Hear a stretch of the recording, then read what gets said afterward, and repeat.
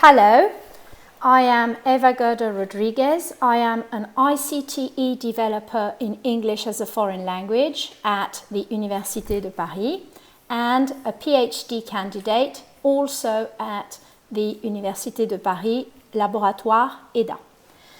So we are going to discuss whether writing an essay on word processor for English as a second language is perceived as more beneficial for learning than writing the same essay out by hand.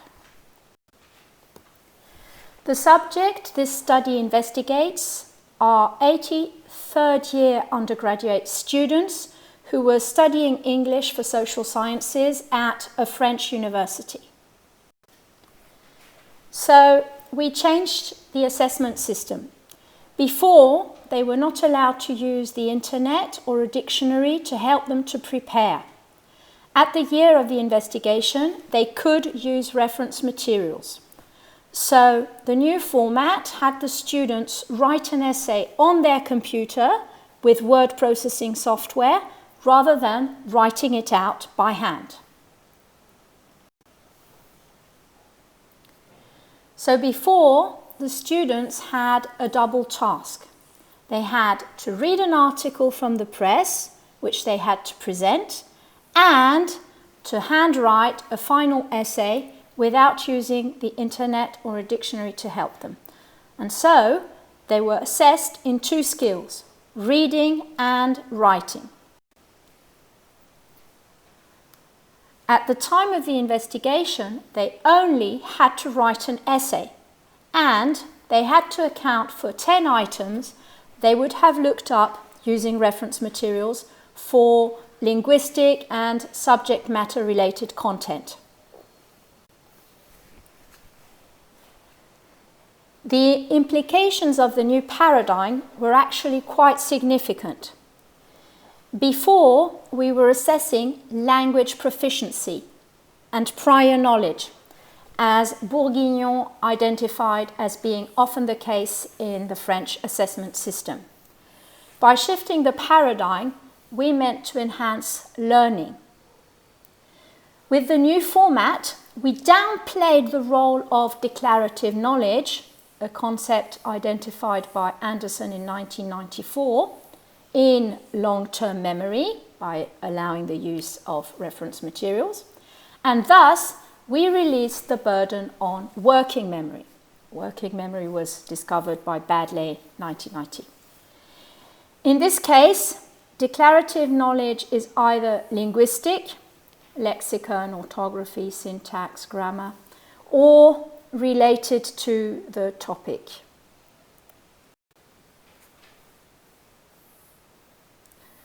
The aim of this study was to better understand students' perceptions regarding essay writing using reference materials and word processing software, and this corresponds to a situation students are more likely to encounter in everyday life, as Beaco 2007 would put it. And so the question is it perceived as more beneficial for learning?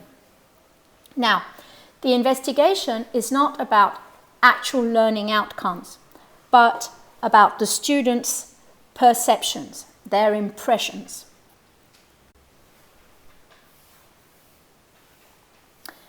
So the new assessment was based on the Hazen-Flower cognitive process mode of the composition process, 1981. So here we have a map of the mental behaviors of writers at work, which are represented in a flowchart of boxes. And they include processes such as revising, reviewing, and also sub-processes such as reading and editing. So let's take a look at this model.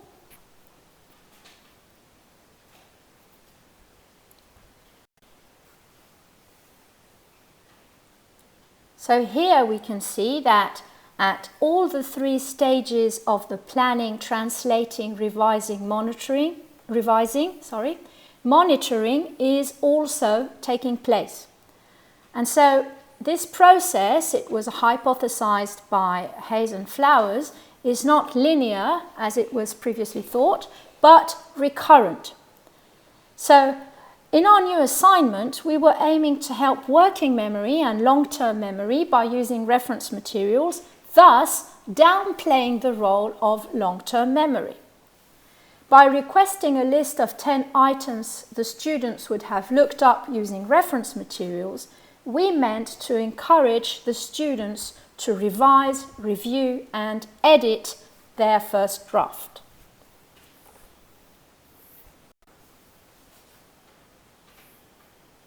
So now we come to the methods. I administered a short questionnaire with only 2 questions. The first question was a closed question, a yes-no question. So writing my essay on Word using reference materials was more useful than writing it out by hand without using reference materials. And the second question was an open-ended question where they were to explain their answer to the first closed question. And after that, I analysed the content of the open question and classified it in terms of learning advantages and disadvantages. So now we're going to have a look at some answers produced by the students to understand how I analysed the content of each response. This is the answer to the open-ended question of a student who received 11 out of 20. In France, the French marking system is out of 20.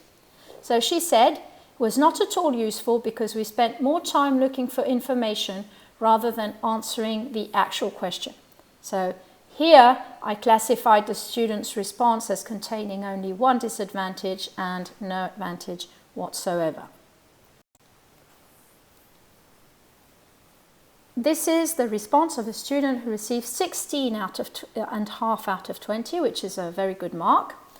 Being allowed to use online reference materials has helped me save time. Looking up words in the dictionary has also helped me write faster. So here I identified 2 advantages, which is one related to time management, she wrote faster and it saved time, and one related to linguistic content. In this case, vocabulary. Now this is the last quote where I found 2 advantages and one was related to linguistic content and one to subject matter content. There's also 1 disadvantage related to time management, that is lack of time. So she says, I found it far more beneficial to be able to use reference materials because it helped me improve my content, and using a dictionary helped me with vocabulary and with language in general. However, the time we were given was too short. Having an extra half an hour or 1 full hour would have been better. And this student received a very good mark. She received 18 out of 20. So this is how I analysed the data. I calculated a balance of advantages. So if there was 1 advantage and 1 disadvantage, that produced a neutral balance. If there were 4 advantages and 1 disadvantage, that produced a positive balance. And if there was no advantage whatsoever and 1 disadvantage, that produced a negative balance. And after that, I counted the number of students with the same combination. So this study will address 3 questions about the advantages and disadvantages mentioned by the students. What is the proportion of respondents who found the new task more beneficial? What do the 8 combinations of advantages and disadvantages tell us? And what are the main topics mentioned by the students and what do they tell us? So now we come to the results. So the response to the first question, the proportion. Here we have 59 out of 8 respondents, that's to say 3/4, who found the new format more beneficial for learning. So the number of advantages and disadvantages I counted is consistent with that, because there are 54 advantages and 45 disadvantages, which means 9 more advantages or 20% more advantages than disadvantages. So now we come to the amount of students with either of the 3 balances of advantages. So while there are 20 students with a positive balance of advantages, there are also 15 students with a neutral balance of advantages and 10 with a negative balance of advantages. This shows that while the new assessment system was perceived as more beneficial, the preference is far from being as clear-cut as it seems when we analyze the answer to the closed question. So here we are going to see the relationship between the advantages and disadvantages as different types of combination. This graph plots on the y-axis the number of perceived disadvantages, and the x-axis plots the number of perceived advantages. There are 3 pieces of information in this graph. First of all, before mentioning them, it is important to keep in mind that the dots represented on the graph do not take into account the number of students. They only represent the types of combinations, and there are 8 types of combinations. So the first piece of information is that the maximum amount of disadvantages listed is 2, while the maximum amount of advantages is 4.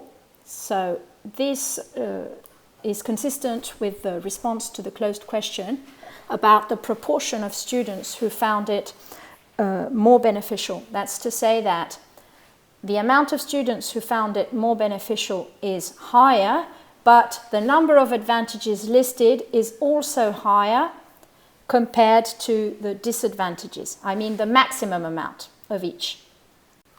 Second, the only students who find 2 disadvantages are those who find no advantage whatsoever.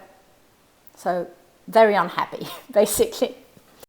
And the third piece of information is that the other students find either at most 1 disadvantage and a number of advantages ranging from none to 4. From 1 to 4. So when they found at least 1 advantage, they found at most 1 disadvantage. So when we have a look at this combination, we see that there are basically 2 groups.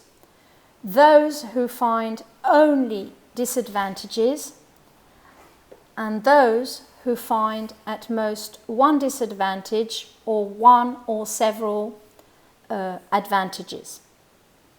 So we have the very unhappy ones and the rather happy ones. Let's move on to our last question, which is about the topics listed by the students. So here we can see that there are 4 main groups of advantages. So as we said earlier, the advantage listed are more numerous and also more varied than the disadvantage. In fact, the main disadvantage listed by almost half of the respondents, okay, 35 out of, in 35 cases out of 80, is the lack of time. The fact that the majority of the students perceived writing on a word processor as inducing, as requiring more time comes as a surprise. And the responses can be related to the use of reference materials as being time-consuming, and they can be interpreted in at least 2 ways. Either as the students not viewing verification as a task embedded in composition, but rather as an extra task, or that the students are not used to this kind of assessment and therefore were not at ease with time management. In any case, both interpretations highlight the need to better implement self-monitoring tasks for writing tasks. And for the advantages, we see that it's mainly helped them with language, so our hypothesis that it would help long-term memory is verified. And some people find the context of learning much more relevant. That's 7 students. 8 students found that this helped them also improve their content, which is also related to long-term memory. What are the limitations of this study? Well, it's an exploratory survey and it does not examine the relationship between the students' perceptions of learning benefits and their actual grades compared to previous years. It could be that a student is left with a poor impression of his or her performance whilst not having previously obtained a higher grade for a comparable assignment. And also, this survey does not examine the relationship between students' perceptions and their actual learning. It could also be that a student has a negative perception of learning but has actually learnt. It could be that the account of the use of reference material has helped the learner encode the new words at a deeper level. Here I am referring to the depth of processing theory by Craig and Lockhart, 1972. In this case, the time spent can be seen as useful for active processing. Experimental investigations in cognitive psychology would be needed to answer this question. So to conclude, let's have a look at an instance where there is a significant gap between the impression left and the performance. Here we have an example of a student who was left with an extremely poor impression of her performance, but who obtained a grade higher by 7 points compared to the previous year. Also, she mentions having spent a lot of time. So, time. Of course, sheer rehearsal and the time spent is not enough to guarantee good long-term memory and so learning. But here we could hypothesize that the student is actively processing the material. So this is what she said. Filling out the account for the reference materials used took me 30 minutes out of the 2 hours we were given. Moreover, this modality implied that you would be harsher regarding spelling mistakes and syntax. For instance, I checked every single word on the internet, even when I thought I knew them. This made me waste a lot of time, and I must say that my paper was the worst paper I have ever submitted in all my studies and in each subject matter ever since I have been studying here. So, this student received 18 out of 20 with the new assessment modality and 11 with the previous one. So her grade runs counter to her impressions, and that was I checked, the best mark she has ever received at a final essay in English, ever since she was studying with us. Here are the references used in the presentation.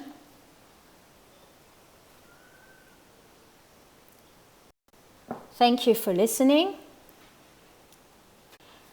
And I would like to thank the professors and the colleagues listed here. Thank you very much for your help.